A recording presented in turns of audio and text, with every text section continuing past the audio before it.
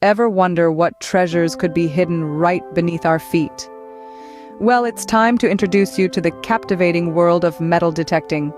This popular hobby is not just about the thrill of the hunt, but also the unexpected rewards. From ancient coins to forgotten relics, impressive finds have been made by metal detectors across the globe. Just imagine, history is literally lying under our feet, waiting to be discovered. To uncover these hidden treasures, all you need is a metal detector and a little bit of knowledge. The first step in your treasure hunting journey is to choose the right metal detector. In the world of metal detecting, there's a vast array of tools that vary in complexity, functionality, and price. Knowing which one to pick can be a daunting task. But don't worry, we're here to simplify it for you. Let's start with the basics. There are three main types of metal detectors: very low frequency, VLF, pulse induction, PI, and multi-frequency, MF. VLF detectors are the most common and are great for beginners. They operate on a variety of frequencies, allowing you to find a range of metallic objects from coins to relics. They're also generally more affordable. On the other hand, pulse induction detectors are more advanced and ideal for gold prospecting or hunting in areas with high mineralization. However, they tend to be pricier and might not be the best choice if you're just starting out. Lastly, multi-frequency detectors are the most versatile, as they can operate on multiple frequencies at once. This allows them to perform well in a variety of conditions. But remember, with great versatility comes a higher price tag. When choosing a metal detector, consider what you'll be using it for. Are you hunting for coins, jewelry, relics, or gold? Different detectors excel in different areas. For example, if you're after gold, a PI or high-frequency VLF detector would be your best bet. Next, think about where you'll be hunting. Will it be on land, at the beach, or underwater? Some detectors are waterproof, others are not. Consider the terrain and adjust your choice accordingly. Finally, consider your budget.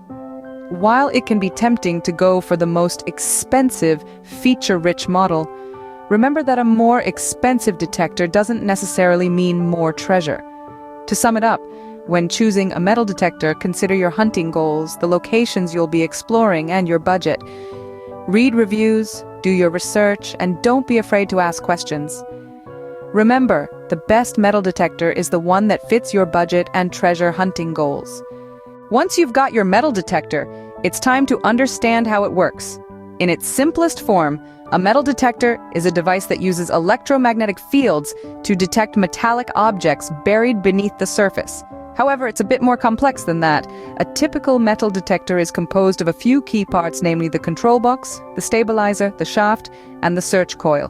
The control box is the brain of the detector. It houses the circuitry, controls, speaker, and batteries.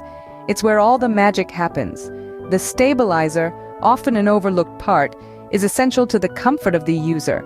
It helps to keep the detector steady as it's moved back and forth. The shaft connects the search coil, which is really the heart of the metal detector, to the control box. It's often adjustable to accommodate the user's height. The search coil, on the other hand, is the part that actually senses the metal. It's an antenna that transmits and receives electromagnetic fields, alerting you when it detects a metallic object. Now, to get the most out of your metal detector, you'll need to understand its settings. Most detectors have options to adjust sensitivity, discrimination, and ground balance. Sensitivity refers to the detector's ability to pick up on metallic objects. Turning this up will allow you to detect objects deeper in the ground, but it may also lead to false signals. Discrimination helps you filter out unwanted targets. For example, you can set your detector to ignore iron if you're searching for gold. Ground balance, a slightly more advanced feature, allows the detector to ignore signals from the natural minerals in the soil. Remember, every detector is different. It's crucial to read your device's manual and practice using these settings. Start with basic settings and gradually adjust as you become more familiar with your detector's responses. Understanding your metal detector will make your treasure hunting much more effective. So get out there and start exploring. You never know what treasures are waiting just beneath your feet. Now that you understand your metal detector, it's time to learn the proper technique. First off, let's talk about the swing. The art of swinging your metal detector might seem trivial, but it's a crucial part of the process. You'll want to keep your swings low and slow. Imagine your metal detector as a paintbrush and the ground as your canvas. You're painting an invisible line with each swing, and you don't want to miss a spot. Keep the detector close to the ground, but remember not to let it touch the surface. Next on the list is identifying the different signals. Now, this might feel like learning a new language, but with practice, it becomes second nature. Each beep or buzz from your metal detector is telling you a story.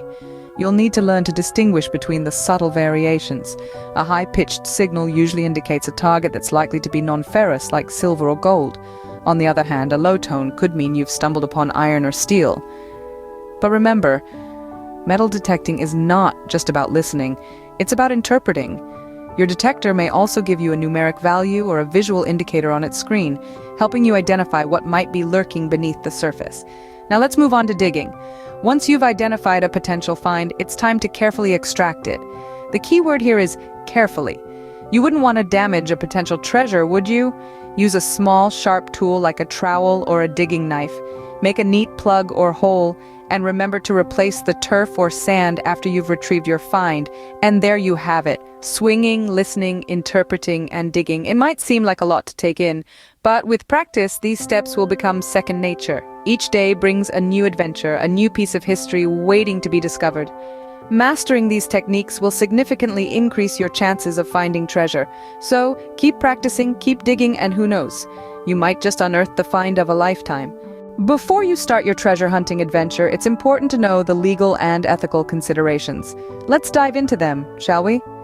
First and foremost, treasure hunting isn't a lawless pursuit. There are rules and regulations that govern this hobby. It's not as simple as picking up your metal detector and heading out the door. In many places, you'll need to get permission to metal detect, particularly on private property. It's vital to respect the rights of landowners. Knock on doors, make phone calls, send emails, whatever it takes to ensure you're not trespassing. And remember, no means no. If a landowner declines your request, respect their wishes. But it's not just private property where you'll need to tread carefully. Public lands, such as parks and beaches, often have their own set of rules. Some may allow metal detecting, while others may prohibit it entirely. It's your responsibility to know and abide by these laws. Ignorance isn't an excuse. Beyond the legal considerations, there are ethical aspects to consider too. As a treasure hunter, you're an ambassador for this hobby. Your actions can impact how the public perceives us, therefore it's essential to practice ethical metal detecting. This means filling in any holes you dig, disposing of any trash you find, and respecting the natural and cultural heritage of the places you explore.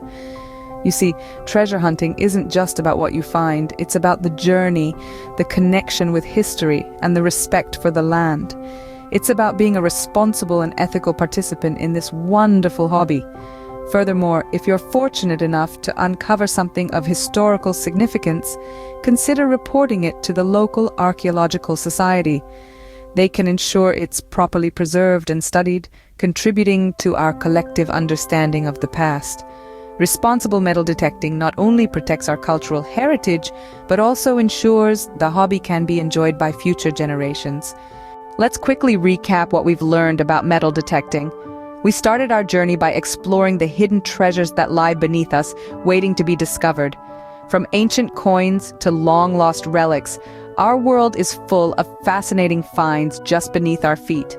Next, we delved into the process of choosing the right metal detector. Remember, it's not about getting the most expensive detector out there, but rather finding one that suits your specific needs and budget. The right tool can make all the difference in your treasure hunting endeavors. We then moved on to understanding your metal detector. This is where the magic happens, folks. Learning the ins and outs of your device, its signals, and what they mean is the key to identifying and locating those elusive treasures. Patience and practice are your friends here. Mastering the technique came next. It's more than just sweeping the device back and forth, it's about maintaining the right speed, angle, and height, and reacting promptly and accurately to the signals. Every swing of your detector, every beep it makes is a step closer to your next exciting find. And, of course, we discussed the importance of adhering to legal and ethical guidelines. Respect private property, seek permissions when necessary, and always leave nature as you found it. Now that you're equipped with this knowledge, go out there and uncover the hidden treasures waiting for you. Happy hunting. Happy.